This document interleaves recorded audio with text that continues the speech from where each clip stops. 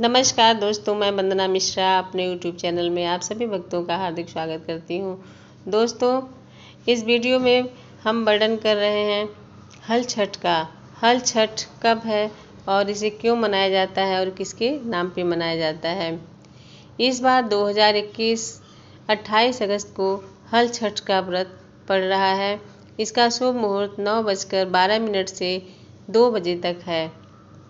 दोस्तों, इस व्रत को जो भी करता है उसे बलवान पुत्र की प्राप्ति होती है, ऐसी मान्यता है। यह हल छठ व्रत धार्मिक मान्यताओं के अनुसार बलराम जी के नाम से मनाया जाता है। बलराम जी का शस्त्र हल और मूसल है, इसलिए इन्हें हलधर भी कहा जाता है।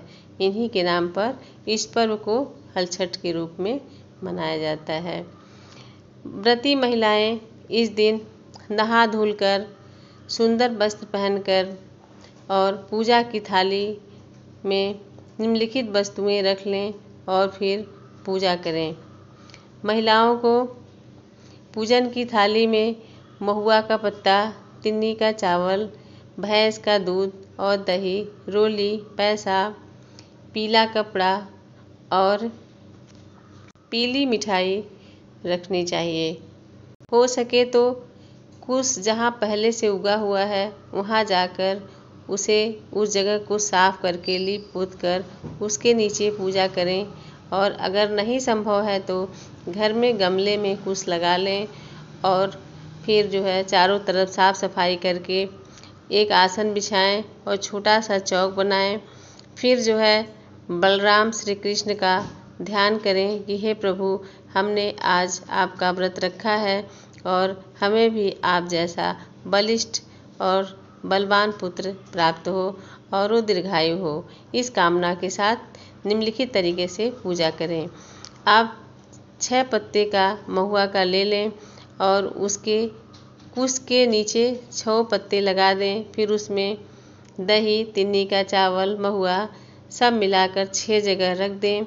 फिर उसमें 1-1 रुपये या 2-2 रुपये जितना हो सके आप सिक्का रखें और सबको आप लाल रोली से टीक दें।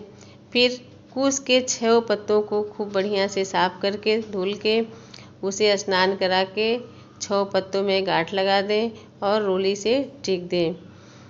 धूप अगरबत्ती जला दें। ये सब करने के बाद भगवान का स्मरण करें। भगवान श्री कृष्ण को पीला वस्त्र चढ़ाएं और बलराम श्री कृष्ण जी को आप मिठाई का भोग लगाएं। और ये भी मान्यता है कि 6 कहानियाँ सुननी चाहिए। 6 कहानियाँ सुनने के बाद हमें पानी वगैरह पीना चाहिए। तो पूजा करने के बाद हो सके तो वहीं आप कहानी सुन लें और नहीं हो तो जहाँ भी औरतें कहानी कहती हैं वहाँ सुन लें। दोस्तों, इसीलिए मैंने आज के भाग दौड़ के युग में सब लोग ये व्रत बड़ी कठिनता से कर नहीं पाते हैं और कहानी नहीं सुन पाते हैं, व्रत अधूरा रह जाता है। इसलिए मैं सब का संकलन इसमें कर रही हूँ और आप लोग कुछ भी ना हो पाए तो अपने मोबाइल में इसे रखें और ऑन कर लें मोबाइल। फिर सारी कहानियाँ और पूजा विधि और सामग्री साथ में ले लें और पूजा कर लें। अब आइए दोस्तों, हम सब लोग कहानी सुनते हैं। पहली कहानी मैं कहने जा रही हूँ। एक राजा थे, एक रानी थी और उनकी कोई संतान नहीं थी। उन्होंने एक कुतिया पाल रखा था और अपने बच्चे की तरह उसे प्यार करते थे। ऐसे धीरे धीरे समय बीतने लगा और राजा रानी की कोई संतान नहीं थी। एक दिन कुतिया गांव में गई थी तो देखा कि कुछ महिलाएं पूजा कर रही हैं। तो जब पूजा करके वो महिलाएं चली गई तो वह कुतिया वहाँ जाकर लेट गई।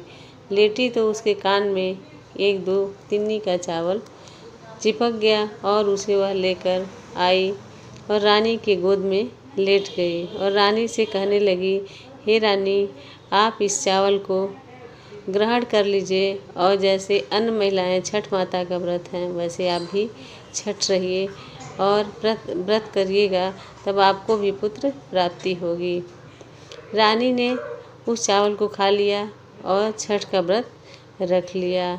इधर कुतिया सात्विक होने के नाते वह स्वर्ग को गई। स्वर्ग में गई तो ब्रह्मा जी से उसने निवेदन किया कि हे ब्रह्मा जी, हमारी रानी को भी एक पुत्र दे दीजिए, वह बहुत ही दुखी हैं। तो ब्रह्मा जी ने कहा कि ठीक है। तो ब्रह्मा जी छठ माता को बुलाए और कहा कि हे छठ माता, आप उस रानी के गर्भ में जाइए और पुत्र रूप में उसके वहाँ निवास कीजिए। तो छठ माता ने कहा, मैं आपकी बात को कैसे काट सकती हूँ, लेकिन मैं ज़्यादा दिन रह नहीं पाऊँगी। तब ब्रह्मा जी ने एक उपाय बताया, कहा कि यह उपाय करिएगा तो आप वहाँ से निकल लीजिएगा। तो वो सब उपाय बताने लगे और इधर कुतिया छुप के उन लोगों की बातें सुन रही थी। ब्रह्मा जी ने कहा कि जब साल भर का होना तो आप भाद्र महीने में धूल मांगना और कहना मैं धूल में खेलूँगा। अगर वो रानी धूल आपको उपलब्ध नहीं करा पाएंगी तो आप उनको छोड़ के चले आइएगा। तब छठ माता ने कहा अगर वो पूरा कर दी तो फिर ब्रह्मा जी ने कहा कि आप जो है जेठ बैसाख के महीने में 1-2 साल का जब हो जाइएगा तब कहिएगा कि हम बड़ेरी पर का खीर खाएंगे, वो भी मामा मामी नंगे बनाएंगे। तब अगर ये मेरी बात नहीं मानेंगे तब आप उन्हें छोड़ के चले आइएगा।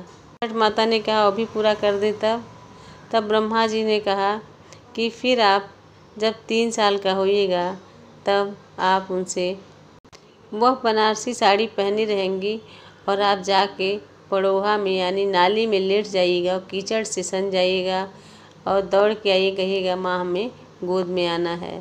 तो वो बनारसी साड़ी पहने रहेंगी तो आपको गोद में उठाएंगी नहीं।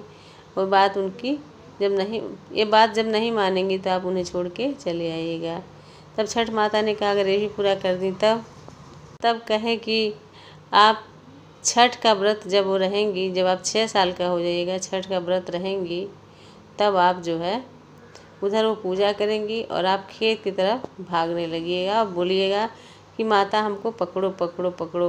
अगर वो जोते हुए खेत में आएंगी नहीं तो आपको भागने का मौका मिल जाएगा। इन सारी बातों को कुतिया ने सुन लिया और रानी को सारी बातें स्वप्न में बता दी।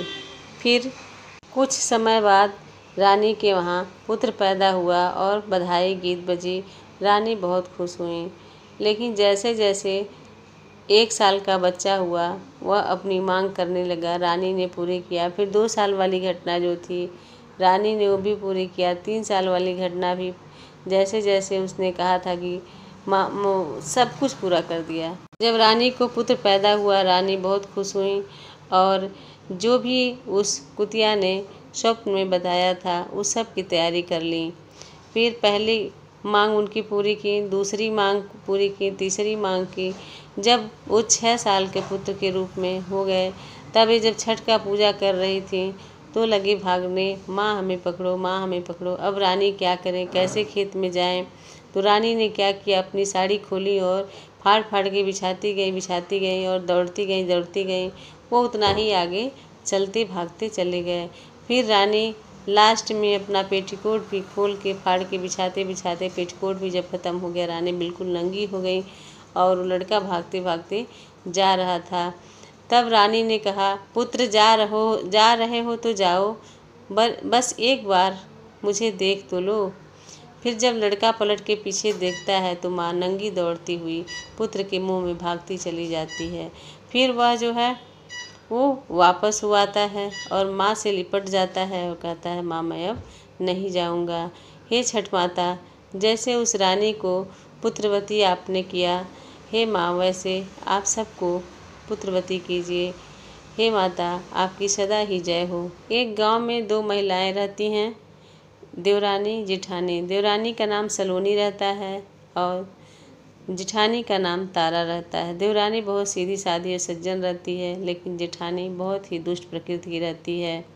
वो दोनों महिलाओं ने छठ का व्रत किया था।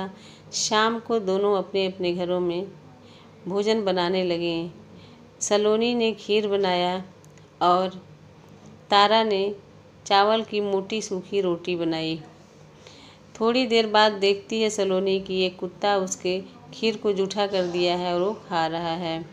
उसने सोचा कि अभी जूठा ही कर दिया है, कुछ बोला नहीं और उसके आगे ला के रख दिया कि खा लो, तुम्हारा पेट भर जाए। फिर इधर तारा देखती है और एक डंडा लेके दौड़ जाती है और वो उसको कमरे में बंद करके बहुत मारती है। इतना मारती है कि वह अधमरा हो जाता है और किसी तरीके से अपना जान छुड़ाकर गांव की तरफ भागता है। भागते भागते दोनों कुत्ते एक जगह मिलते हैं तो दोनों एक दूसरे से बातें करते हैं।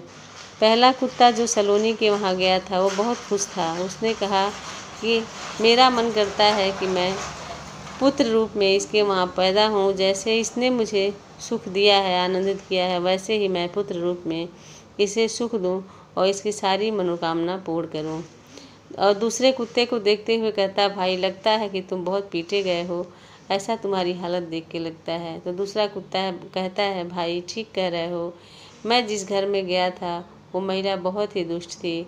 उसने ऐसा मारा मेरा जबड़ा टूट गया और मैं एक निवाला भी नहीं खा पाया और नहीं तो कमरे बंद करके मेरी कमर इसने तोड़ दी। मेरा तो मन करता है कि इसके घर में मैं पैदा हूँ और जैसे इसने मुझे मारा है और मानसिक रूप से प्रताड़ित किया है, मेरी कमर तोड़ी है, उसी तरीके से मैं इससे बदला लूँ। फिर दोनों कुछ दिन बाद स्वर्ग जाते हैं और दोनों के घर में जन्म लेते हैं। इधर जो सलोनी के घर में कुत्ता होता है वो दोनों माँ पुत्र के रूप में बहुत खुश होते हैं, लेकिन जो तारा के घर में कुत्ता होता है वह छठ के दिन ही मर जाता है।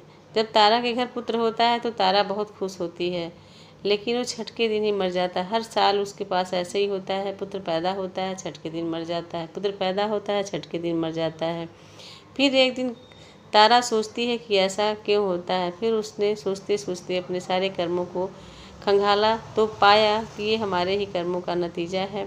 फिर उसने हर छठ का व्रत विधि विधान से किया, माता से माफ़ी मांगा और माता खुश होकर कहीं कि हे तारा, तुम भी अब पुत्रवती होगी और तुम्हारे भी संतान तुम्हारी रक्षा करेगा और तुम्हें सुख पहुंचाएगा।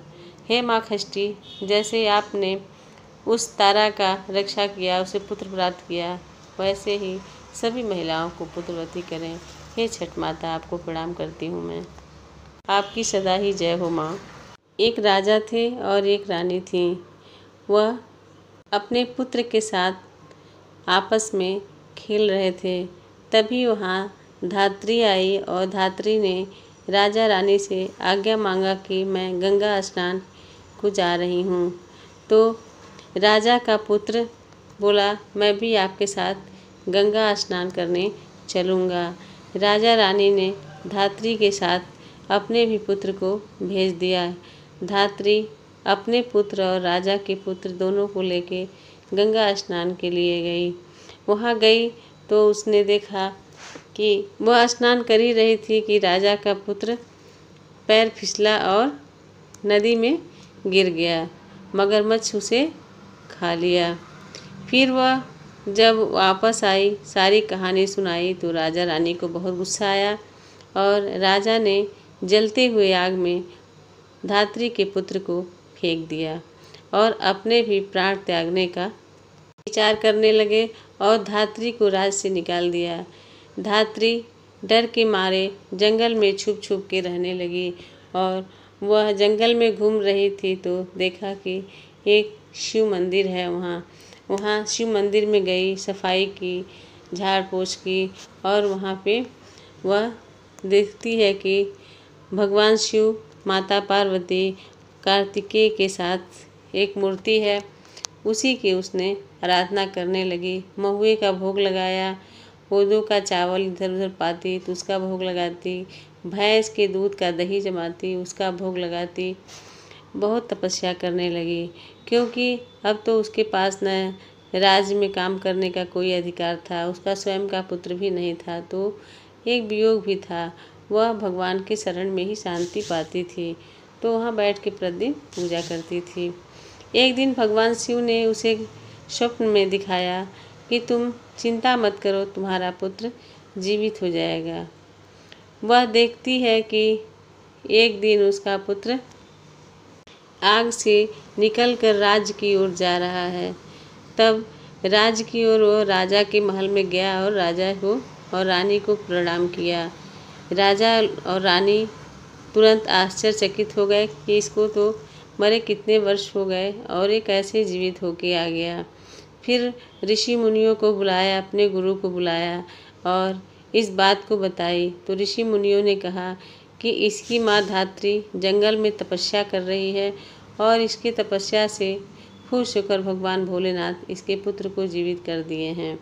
आपको उस धात्री की खोज करनी चाहिए और जिस तरीके से वह पूजा पाठ कर रही है वह पूजा विधि जान के आप लोगों को भी करना चाहिए। राजा रानी ऋषियों के साथ और धात्री पुत्र के साथ जंगल की ओर चले गए और जंगल में ढूंढने लगे।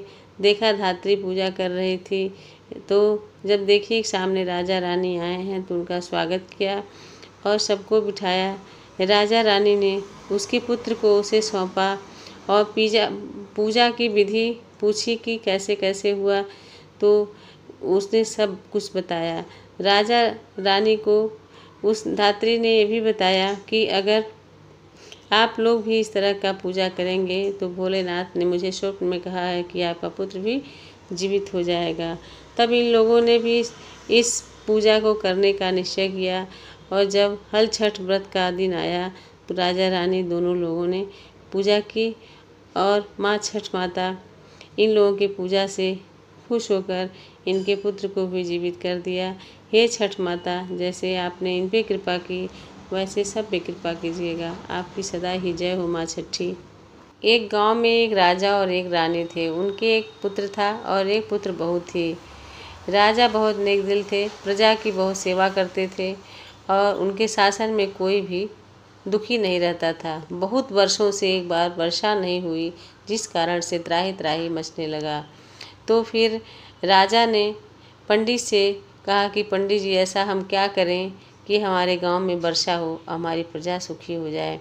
तब पंडित जी ने कहा कि बलि देना होगा, वो भी अपने पुत्र का। तो फिर राजा ने प्रजा के लिए कहा ठीक है। तो अब क्या करे, राजा बहुत परेशान रहने लगे कि कैसे क्या होगा। तो वह पोखरा खनवाए और इधर अपनी बहू से कहे कि बहू, तुम्हारे मायके से संदेशा आया है और तुम्हारी माँ तुझे बुलाई है, बहुत बीमार है, तुम बेटे को यानी नाती को यहीं छोड़ जा। और डोली वोली मंगा के रख दिया और फिर बहू तैयार हुई और डोली में मायके चली गई। इधर राजा बहू के बेटे यानी अपने पोते को उस पोखरे में बलि दे दिए और फिर जो है बरसात होने लगी और सब जगह पानी पानी हो गया। जनता खुश हो गई और सब लोग गीत गाने लगे। लेकिन राजा मन ही मन सोचने लगे कि मैंने जो ये अपराध किया है, बहू आएगी तो मैं क्या जवाब दूंगा। राजा निराश रहने लगे। उधर बहू लौट के आती है और पोखरे के किनारे से ही रास्ता होके गुजरता है। वह देखती क्या है कि पुरैन के पात पर उसका लड़का खेलता हुआ वो उसकी तरफ आ रहा है। खूब बड़े बड़े पुरैन पत्ते हैं, खिलखिला के उस पर बैठा हुआ है और छप छप करते आ रहा है। फिर वहीं डोली रुकवाई और अपने बेटे को ले करके घर आई। इधर राजा एक कमरे में बंद हो गए थे कि बहू आएगी तो क्या जवाब देंगे। बहू को समझते देर नहीं लगी, सारी बात समझ गई। उसने अपने ससुर जी के पास कहा, पिताजी दरवाज़ा खोलिए, आपका पोता जिंदा है और मैं लेके आई हूँ। इतना सुनते ही राजा किवाड़ खोले और सामने अपने पोते अपने बहू को देखा तो बहुत खुश हुए और उन्होंने बहू से क्षमा मांगी। तो बहू ने कहा कि पिताजी, ये मेरा कुछ भी नहीं है, ये छठ माता की कृपा है और माँ छठ पूजा कर रही थी, उसी में मैं गई थी। हे छठ मैया, जैसे राजा के पोते को बचाएं, आप पूरे संसार की जितनी भी माताएं व्रत करती हैं सबके पुत्रों की रक्षा कीजिए, सबको आय दीजिए माँ। हे छठ माता, आपको प्रणाम करते हैं। एक ग्वालिन थी और वह दूध दही का व्यवसाय करती थी। एक दिन उसे प्रसव पीड़ा होने लगा तो उसने सोचा अगर प्रसव हो गया तो मेरा दूध दही यहीं पड़ा का पड़ा रह जाएगा। वह उसी अवस्था में दूध दही बेचने के लिए गांव में चली गई।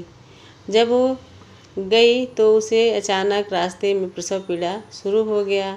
तो प्रसव पीड़ा से व्याकुल होकर वह झरपैड़ के पेड़ के नीचे जाके उसने अपने बच्चे को जन्म दिया और बच्चे को वहीं छोड़ के वह आगे दूध दही बेचने के लिए निकल गई। इधर वहीं पास में ही एक जो है वो किसान जोत रहा था खेत, और उसी जो है हल से उस बच्चे के पेट में लग गया। उस बच्चे का पेट फट गया तो उसने वो जो झरबैर का कांटा था उसी से उसे टाँका लगा दिया। और महिला गांव में दूध दही बेच रही है। गाय भैंस का दूध दही मिला के उसने बेच दिया। फिर वो आती है तो अपने बच्चे को इस अवस्था में देखती है तो उसे समझने में देर नहीं लगता है। वो सोचती है कि हमने झूठ बोल के आज बेचा है, इसलिए छठ माता हमको यह अब इस अपराध की सज़ा दी है। फिर वह बच्चे को उसी अवस्था में छोड़ के घर घर जाके कहने लगी कि हमारे इस अपराध की सज़ा मुझे मिली है। ऐसी अपनी सारी कहानी हर घर में बताई कि हमने आप लोगों को झूठ बोल के दही दूध बेचा है, गाय भैंस का दूध खिलाया है, इसलिए जो है वो हमारा बच्चा वहाँ पे पीड़ित अवस्था में पड़ा हुआ है। सभी महिलाओं ने उसके अपराध बोध पे उसको क्षमा कर दिया। और उसके बाद जब ये महिला यहाँ झरबैर के पेड़ के नीचे आके अपने बच्चे के पास आती है, देखती है तो उसका बच्चा ठीक हो गया रहता है। इसी तरह से छठ मैया जैसे उसके पुत्र की रक्षा की, हे छठ माता आप सबका भला कीजिए। एक महिला रहती है, उसे कोई संतान नहीं होता है, वह बहुत दुखी रहती है, हमेशा सोचती है कि हमें संतान कैसे होगा। वह महिला विधवा रहती है और भगवान जी से कहती है कि हे भगवान हमें एक पुत्र हो जाए। तो भगवान जी कहते हैं कि इसको कैसे क्या करें। तो फिर उसके कानी उंगली में एक झलका टाइप का हो जाता है और उससे उसे एक पुत्र की प्राप्ति होती है, लेकिन वह मेढक के रूप में होता है, मनुष्य के रूप में नहीं होता है। फिर वो महिला मेढक को पुत्र समझकर पालती पोसती रहती है और जब वो बड़ा हो जाता है तब उसकी शादी की चिंता होती है। फिर किसी तरह उसे धूमधाम से अपने बेटे का विवाह करती है और एक बहू लेके आती है। फिर हमेशा लेकिन दुखी रहती है, कहती है कि भगवान ने एक पुत्र भी दिया तो भी मेढक के रूप में, हम इसे मनुष्य रूप में कैसे कब देखेंगे। लेकिन वह अद्भुत बालक रहता है, भगवान का प्रसाद रहता है, इसलिए वह बालक रात को एक आदमी का रूप रखता है और फिर सुबह होते ही वो मेढक बन जाता है। एक दिन अपने बहू से उसने पूछा कि बहू तुम्हारा पति कैसा है।